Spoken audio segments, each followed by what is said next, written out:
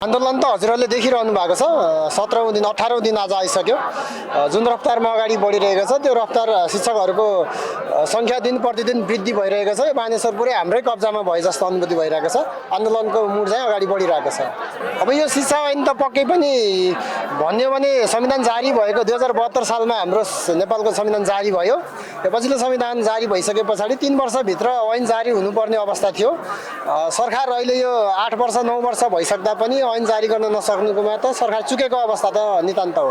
सरकारको कमजोरी हो, निकम्मतापना हो यो चाहिँ। अहिलेको अवस्थामा शिक्षकहरू चाहिँ एकत्रित भएर एकजुट भएर सरकारसँगको हाम्रो अन्तिम लडाइँ हो। शिक्षा ऐन ल्याउने हाम्रो यो शिक्षाको लागि चाहिँ लडिरहने यसरी नपरोस् भन्ने हिसाबले हामी एकत्रित भएर एउटा साङ्गठनिक रूपमा चाहिँ लडिरहेका छौँ।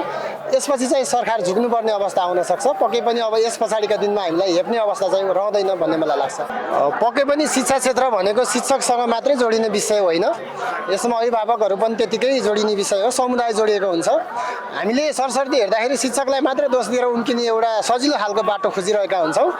त्यसको लागि अभिभावकहरूलाई जति जागृत गर्नुपर्ने त्योभन्दा बढी समुदायसँग हामी चाहिँ टच हुनुपर्ने अवस्था हुन्छ। समुदायको केही कमजोरीहरू हुनसक्छ, अभिभावकको पनि केही कमजोरी हुनसक्छ र गभर्मेन्ट पोलिसीहरू पनि त्यस्तै किसिमका कमजोर खालका पोलिसीहरूले गर्दाखेरि यो शिक्षा क्षेत्र लथालिङ्ग भएको हुनसक्छ। तर बाहिरबाट नजर लगाउँदा चाहिँ शिक्षकहरू अगतिला भयो, शिक्षकहरूकै मात्र कमजोरीले शिक्षा क्षेत्र चाहिँ ध्वस्त भयो भन्ने खालको जुन आरोप आउने गर्दछ त्यो चाहिँ नितान्त हाम्रो लागि स्वीकार योग्य चाहिँ हुन सक्दैन।